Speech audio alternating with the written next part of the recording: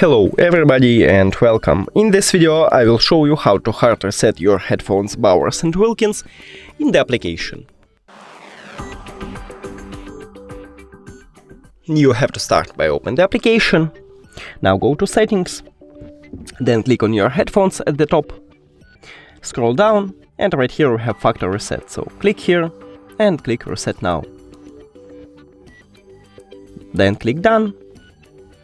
And now we should again add these headphones. So click add product, click on your headphones, touch one connection button here, and then click OK.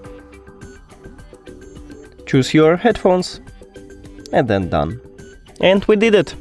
Thank you for watching this video. If you found it helpful, please consider subscribing to the channel and leave the like on the video. It's really important to us. See you later!